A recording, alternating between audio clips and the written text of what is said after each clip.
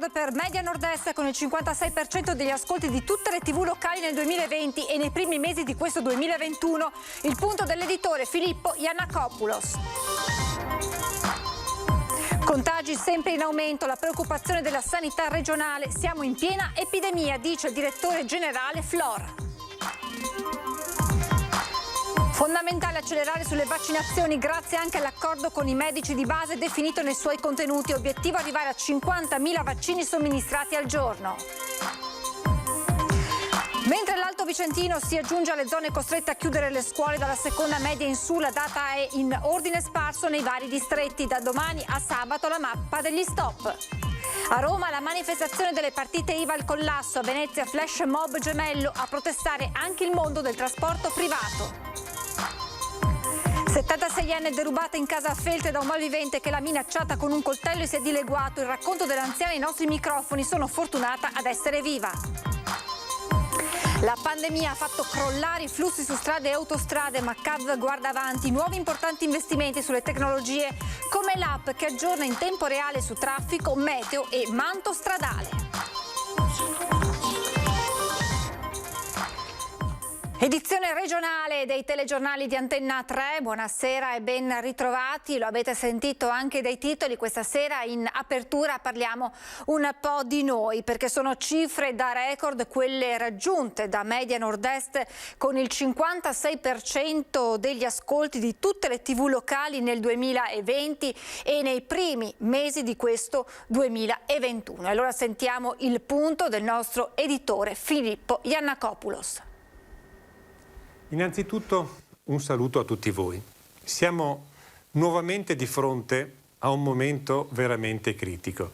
La pandemia purtroppo non dà tregua alle nostre comunità e alle nostre famiglie. Sono veramente dei momenti difficili in cui però non dobbiamo smarrire i nostri punti di riferimento. Pensate, in tutti questi mesi ci siamo abituati ad una quotidianità diversa, una quotidianità nuova.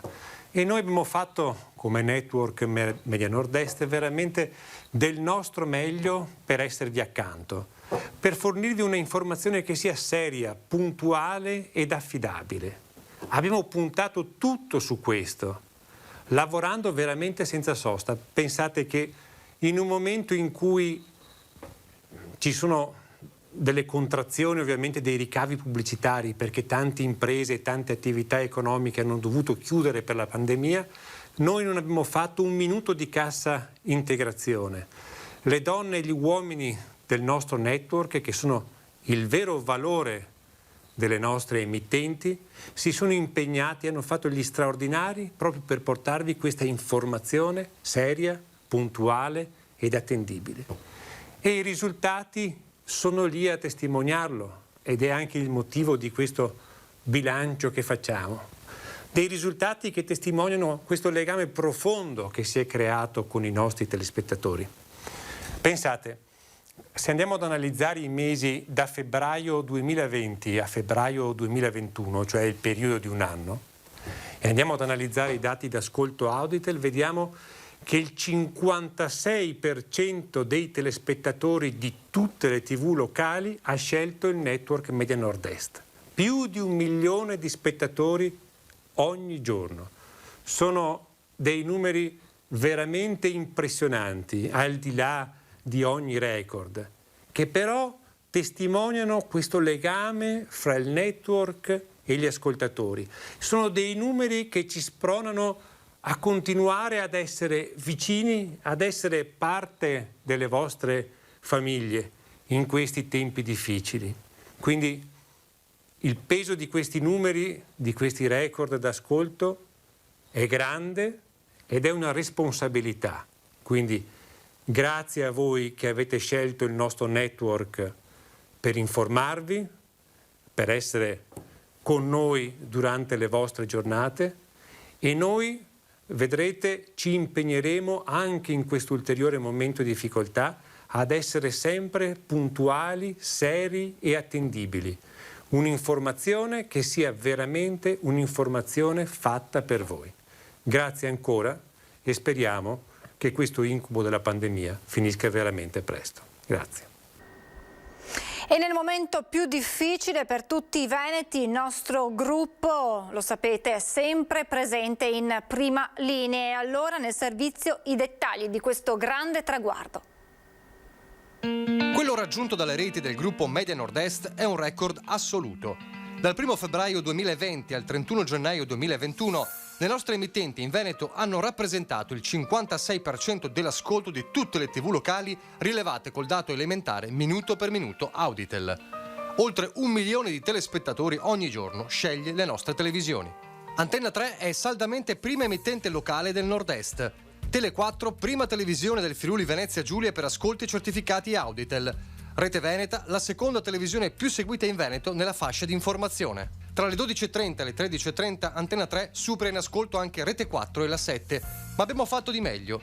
In Veneto, nella fascia informazione dalle 18 alle 20, Antenna 3 è ancora la prima televisione locale e supera network nazionali come la 7, TV8, 9 e Cielo. Rete Veneta seconda è davanti anche a Sky TG24. Numeri straordinari che rinnovano il nostro patto per un'informazione libera e credibile, perché a decidere ogni giorno siete voi. E veniamo adesso all'emergenza Covid, contagi sempre in aumento, la preoccupazione della sanità regionale, mentre un altro distretto vede arrivare lo stop per le scuole, accelerazione sulle vaccinazioni con l'accordo con i medici di base. Quando cresciamo di 50 persone al giorno ricoverate, noi siamo in piena epidemia. I dati preoccupano e non poco, a dirlo il direttore generale della sanità del Veneto Luciano Flor. Si tratta di numeri allarmanti che fanno riaprire nella regione nuovi posti letto per malati Covid e per le terapie intensive. Il piano di sanità pubblica dovrà scattare con i correttivi, ovvero chiudere alcune altre attività a causa dell'andamento. Una crescita che non è più lenta ma continua e veloce. Di pari passo è cambiato anche il dato di positività sui tamponi. Lo vedete oggi. Siamo quasi al 4% di positivi al tampone, che quando eravamo sotto il 2% non tantissimo tempo fa. Un contagio senza fine che aggiorna il dato dei distretti coinvolti nella chiusura delle scuole dalla seconda media in su. C'è chiaramente un altro distretto che si aggiunge, che è quello dell'Alto Vicentino, che ha 258 su 100.000 abitanti. Ci sono più malati sul territorio, più persone in grado di contagiare. La strada obbligata è accelerare la vaccinazione. Ad oggi sono state vaccinate 446.000 persone. In marzo la previsione dosi permettendo è di arrivare a 470.000 vaccinazioni. Il piano dice 15-17.000 persone al giorno, ma già da oggi saliremo a 20.000. Oggi con le aziende discuteremo un piano da 50.000 vaccini al giorno. E proprio per questo è sempre più fondamentale l'apporto dei medici di base. Ci hanno chiesto un giorno per rivedere i contenuti che, ripeto, sono condivisi, quindi insomma l'accordo di fatto è già concluso, insomma, anche se manca la formalità. Il passaggio formale sarà in giunta martedì, ma se qualche medico di base è disponibile a partire lo può fare senza problemi anche nel fine settimana. Se fra l'altro arriveranno le dosi attese e promesse, allora si arriverà ad aumentare i punti di vaccinazione 7 giorni su 7 anche negli orari serali. Il Veneto ha sempre tenuto come regola scorte necessarie per far fronte alla seconda dose di vaccinazione, mentre altre regioni li hanno quasi esaurite. Noi adesso proveremo ad avvicinarci anche noi a consumare un po' di scorte, di essere proprio lì sul filo, e noi sul filo ci arriveremo nel fine settimana.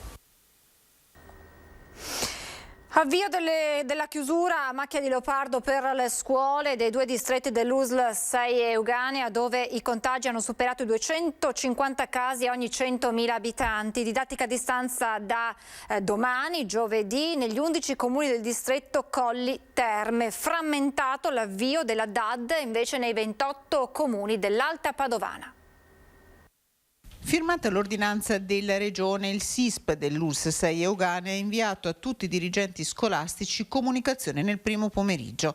L'avvio della didattica a distanza a partire dalla seconda media è certezza. La data di inizio non è unica nei 28 comuni dell'Alta Padovana. Ma allora cosa devono fare le famiglie? È normale che se il sindaco o il comune dà comunicazione alla cittadinanza, questo ovviamente è solo una comunicazione in più.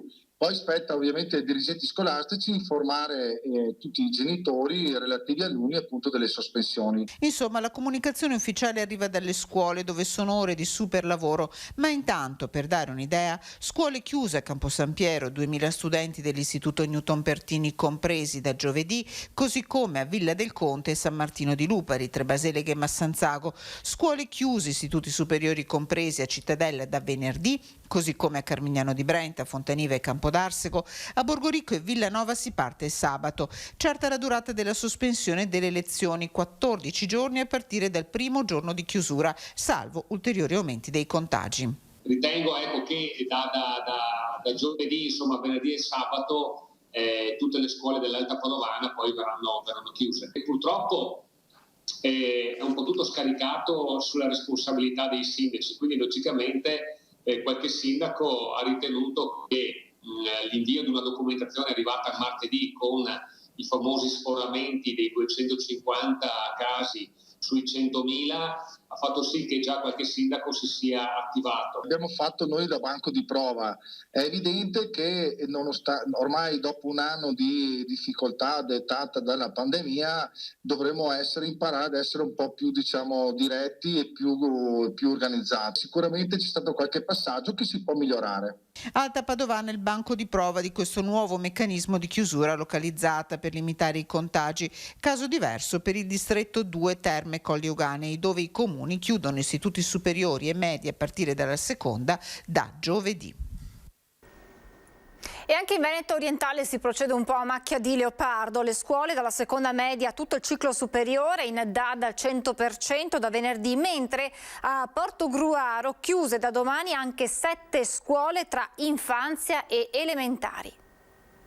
Stop da domani per 400 alunni tra primarie e scuole dell'infanzia di Portogruaro, 3 nel comprensivo Bertolini e 4 nel comprensivo Pascoli. Chiusura frutto dell'ordinanza locale, unica nei 22 comuni del Portogruarese, che ha fatto riferimento non solo ai dati sul contagio ma anche alle difficoltà di gestione, visto che più della metà degli studenti e dei docenti erano già in quarantena. Ordinanza che si aggiunge al provvedimento regionale che da venerdì impone in tutto il distretto del Veneto orientale la didattica a distanza dalle seconde medie a tutte le superiori.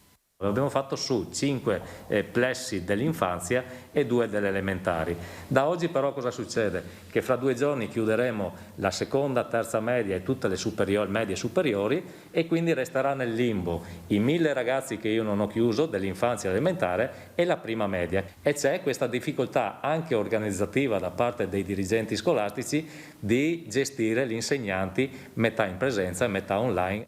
Misura di contenimento alla circolazione del virus nella popolazione scolastica stilata in base alla soglia di riferimento di 250 contagi settimanali su 100.000 persone, che nel territorio dell'ULSS 4 ieri raggiungeva il tasso dei 348 e riferita al solo comune di Portogruaro a più di 500. Numeri del contagio che fanno paura per il trend anche nei comuni che registrano soglie più contenute.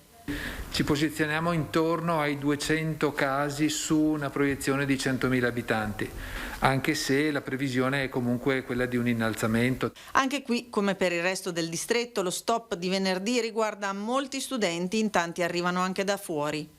Le scuole superiori di San Donà raccolgono all'incirca 6.000 studenti, di questi oltre metà vengono da comuni vicini, alcuni anche fuori provincia e a questi si aggiungono i circa 700 studenti delle scuole medie per la seconda e terza media. Continuiamo questa fotografia della chiusura delle scuole in Veneto nel Bellunese. Scatterà da sabato e non più da venerdì come si ipotizzava ieri la chiusura delle scuole nei comuni del territorio del distretto di Belluno.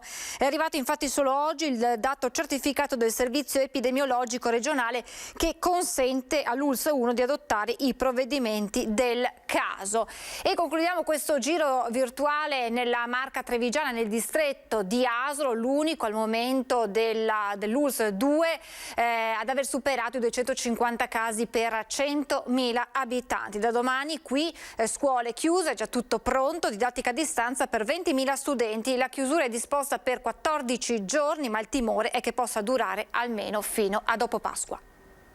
Noi come sindaci attuiamo l'ordinanza e le scuole sono chiuse per tutte, appunto dalla seconda media in su, per i prossimi 14 giorni, chiaramente sperando che siano sufficienti i 14 giorni, anche se temo che arriveremo a Pasqua. È un timore condiviso da molti, quello di Annalisa Rampin, sindaco di Pieve del Grappa e presidente del comitato dei sindaci del distretto di Asolo, dove dalle prossime ore ben 20.000 studenti di seconda e terza media e delle scuole superiori dovranno seguire da casa le lezioni al 100%, superati quindi i malintesi operativi di inizio settimana. Chiaro, c'è stato un attimo di incomprensione all'inizio, non si capiva chi dovesse fare le ordinanze, adesso per fortuna è stata fatta dalla Regione, quindi siamo tutti coperti, allineati. In base all'ultima ordinanza emanata dal Presidente della Regione, sarà appunto il SISP che indicherà appunto alle scuole il superamento del livello di contagio, che naturalmente comporta che porta le scuole a dover attivare la didattica a distanza. Di fatto si ritorna per gli studenti dalla seconda media in su esattamente al punto di un anno fa, anche se nel frattempo, va detto, alcuni nodi sembrano essere stati risolti. Ma avendo fatto un grosso investimento anche come comuni, molti colleghi come me hanno acquistato i tablet per le scuole durante il lockdown dell'anno scorso, credo che insomma dovremmo essere più preparati. Resta comunque uno sforzo organizzativo imponente e non del tutto preventivato. Siamo stanchi tutti, ecco, perché poi soprattutto una situazione che è in continuo divenire, di cui tante volte sembra non vedere mai la fine, ecco, per cui la stanchezza c'è, insomma la didattica a distanza ha un po' provato, credo, anche il personale scolastico. Quanto agli studenti, il messaggio è chiaro. Chiedo ai ragazzi di concentrarsi, di fare l'ultimo sforzo, siamo alla fine dell'anno, e appunto di non demordere. Giornata di protesta delle partite IVA in tutta Italia. A Venezia alcuni manifestanti hanno partecipato ad un flash mob di fronte al municipio di Cafarsetti. Messi in ginocchio dalla crisi innescata dal coronavirus, le partite IVA fanno sentire con forza la propria voce. Manifestano principalmente in Piazza del Popolo a Roma, in una giornata di sciopero e protesta che coinvolge tutta Italia. Chiedono l'apertura immediata di un tavolo di concertazione per affrontare l'emergenza sociale e stabilire un piano di rilancio. Ma c'è anche chi si dichiara pronto a portare lo Stato in tribunale per i mancati ristori dopo le chiusure imposte dai DPCM e, se non bastasse, fino alla Corte Europea dei diritti dell'uomo. A Venezia un flash mob della rapidità di un ride di fronte a Cafarsetti. Siamo fermi da 10 mesi, 12 mesi, non abbiamo più riaperto la fabbrica perché nessuno compra più, perché tutti i negozi, pur avendo riaperto quest'estate, sono andati sulle scorte che avevano, non avevano proprio i soldi per comprare nulla, quindi diciamo che siamo alla fame, tra virgolette. Non essendo più in grado di pagare l'affitto, i proprietari non hanno trovato altro che darci il benvenuto con la rete di sfratto. Domani siamo dal giudice, ma non ho grosse speranze. Anche noi dipendenti pubblici, soprattutto gli operativi, hanno un'indennità di presenza non indifferente. In soldoni diciamo che il stipendio si è ridotto di un terzo anche per i dipendenti pubblici, almeno per quegli operativi di cui io faccio parte. La proposta è per ripartire a Venezia? Tenere sempre aperto, in modo da diluire le presenze. Stiamo chiedendo qua che tutta Venezia venga riaperta 24 ore su 24, musei, ristoranti, alberghi, negozi, perché questa è l'unica possibilità di far ripartire questa Venezia. Avendo tempi lunghi avremo modo i titolari dei locali, dei musei, regolare l'entrata nei musei. Io sinceramente se vado su una città fuori d'Italia, io posso andare anche sul museo anche alle 3 di notte, volentieri, magari con poche persone. Titolari del settore noleggio con conducente e bus operator in piazza Belluno questa mattina per protestare contro la crisi causata dalla pandemia che ha messo in ginocchio il settore. Al vicario del prefetto restituite simbolicamente le chiavi dei mezzi. Noi al nostro prefetto consegniamo simbolicamente una chiave alla quale abbiamo apportato i nomi delle aziende che hanno aderito, anche se poi rappresentiamo tutte le aziende del trasporto. Una restituzione simbolica dietro la quale c'è l'urlo di dolore degli operatori delle aziende di noleggio con conducente dei bus operator, un settore che in provincia occupa circa 200 persone, fermo da un anno causa pandemia. Il prossimo passo sarà restituire i veicoli e di conseguenza alla fine, se non cambia qualcosa, chiudere le aziende. Una situazione insostenibile per chi svolge il servizio di trasporto non di linea e di aziende del territorio che stanno facendo di tutto per restare attive. A nulla è servito mettersi a disposizione sin dallo scorso aprile per il servizio di trasporto pubblico locale e neppure i recenti mondiali di Cortina hanno dato loro respiro. La scoperta che la gestione dei trasporti era stata affidata a un'agenzia di Torino e che lo sponsor ufficiale ha fornito i mezzi ha lasciato l'amaro in bocca. Oltre all'azzeramento del lavoro per quanto riguarda il trasporto di persone, per quanto riguarda il settore del turismo, non siamo stati neanche utilizzati per quanto riguarda il supporto al trasporto pubblico locale. Stamattina gli operatori hanno consegnato al vicario del prefetto una lettera nella quale ha espresso tutto il malessere causato dalla gestione della pandemia che ha creato lavoratori di serie A e lavoratori di serie B. Ci sentiamo completamente abbandonati al nostro destino, abbiamo ricevuto dei ristori che non sono assolutamente adeguati alle perdite che abbiamo avuto, si parla di ristori che pari a meno di un 40° del fatturato. Nel pacchetto Covid di dicembre la provincia aveva varato alcuni aiuti mirati alle categorie colpite dalla crisi e 100.000 euro erano stati destinati proprio al settore del trasporto. Stamattina il presidente Padrina e il consigliere delegato Scopelle in piazza a portare la solidarietà dell'amministrazione provinciale hanno annunciato il bando per l'erogazione di quelle risorse, una goccia nel mare delle necessità reali di chi invoca i ristori per non far morire definitivamente il settore. Restiamo nel bellunese, ma con la cronaca. Una 76enne derubata in casa da uno sconosciuto che l'ha minacciata con un coltello. È accaduto a Foen di Feltre. Il malvivente è riuscito a dileguarsi in sella ad una bicicletta. Un taglietto là, ma insomma dai. Ma è andata bene così, dai. È andata bene ed è stato un miracolo quel faccia a faccia con il malvivente che all'ora di pranzo di martedì l'ha sorpresa nella sua casa a Foen di Feltre resterà un ricordo indelebile. Incontriamo la 76enne nelle vicinanze della sua abitazione, rispettiamo la sua volontà di non essere ripresa in volto e ascoltiamo il suo racconto. Paura sì, anche perché non sai come si comporta, non era anche agitato sto ragazzo. Ha un'età approssimativa fra i 20 e i 25 anni il giovane che la donna si ritrova in casa. Lei cerca di avvicinarsi alla finestra per gridare aiuto, ma lui brandendo un coltello che le avvicina alla gola la fa desistere. Non avevo tanta roba, ma insomma quelle 3-4 polanine. Ho dovuto andare di sopra a prenderle e non volevo che venisse nessuno perché ho la casa a più piani. Perché dopo lassù avevo magari la borsa, avevo dentro soldi, documenti, quelle cose là non si sa mai. Si è fermato sulla scala, lui aveva paura che io col telefono, che avevo un telefono sulla scala, sul giroscala, prendessi quello e telefonassi, ma non ce la facevo, insomma. La donna prende i suoi ori custoditi in camera e li consegna al malvivente, al quale la mascherina nasconde i tratti somatici. Sono momenti concitati. Ottenuto il maltolto, il ladro scappa inforcando una bicicletta in direzione Boscarizze. Sotto shock la donna chiama i carabinieri che fanno scattare immediatamente il piano antirapina. Nella sua abitazione i militari di Feltre arrivano per raccogliere ogni informazione utile alle indagini. L'episodio è il secondo nel giro di pochi giorni a Feltre, ma per le modalità con cui è accaduto i fatti potrebbero non essere collegati. Il bottino si aggira attorno ai 900 euro, valore stimato dei monili in oro sottratti alla 76enne. Le ricerche fino ad ora non hanno dato esito alcuno.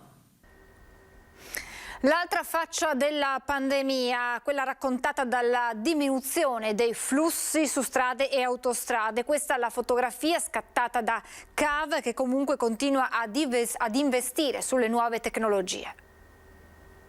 Le restrizioni negli spostamenti pesano molto in modo sostanziale da noi. In gennaio 2021 meno il 30%, febbraio 2021 meno 40%.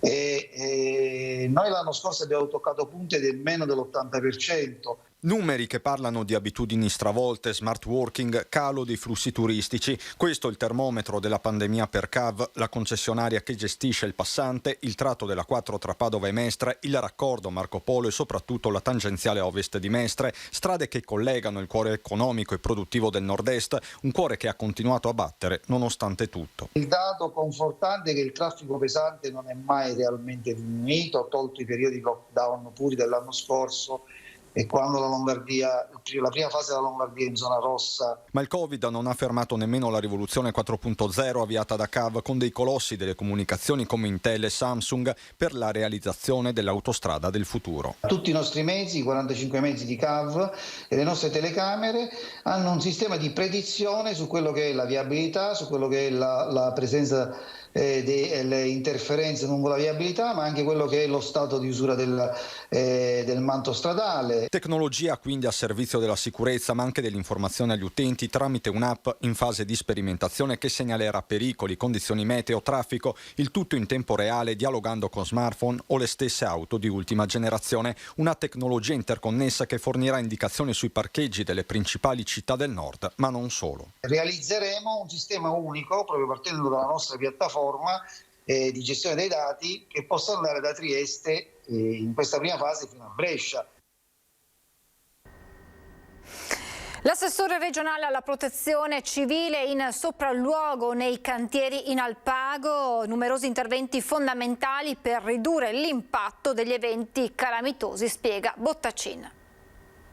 Da Paludi ai Molini di Chiese fino al vallone di Buscole, l'assessore alla protezione civile e al dissesto idrogeologico Giampaolo Bottacin è tornato in sopralluogo nelle zone maggiormente colpite dall'alluvione dello scorso dicembre che ha causato gravi danni in Alpago. A Paludi, con un primo impegno di 550.000 euro, la Regione ha provveduto alla sistemazione in Valdaverde della vasca di decantazione a monte del canale Cellina e alla pulizia del canale a valle verso il Rai. Sul torrente Valcantuna sono stati eseguiti interventi di pulizia e messa in sicurezza, mentre resta da rifare il manufatto di attraversamento in corrispondenza della zona industriale. 600.000 euro sono stati stanziati per un'opera di trattenuta lungo la Valcantuna, attualmente in fase di progettazione da parte dei servizi forestali regionali. Nel vallone di Buscole sono stati avviati lavori per 500.000 euro che, salvo imprevisti, si concluderanno prima dell'estate. In Val Turcana saranno messi a disposizione 1,5 milioni di euro per contrastare un movimento franoso e per realizzare opere di difesa idraulica. 500.000 euro per lavori di difesa idrogeologica in località Molini, in comune di Chiese, dove recentemente sono stati appaltati interventi ulteriori in località Stracadont.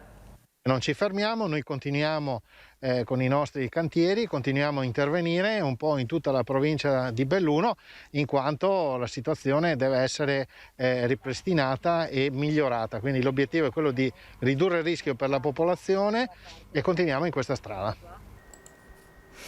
È tutto, vi lascio le previsioni del tempo. Grazie per averci seguito, buona serata.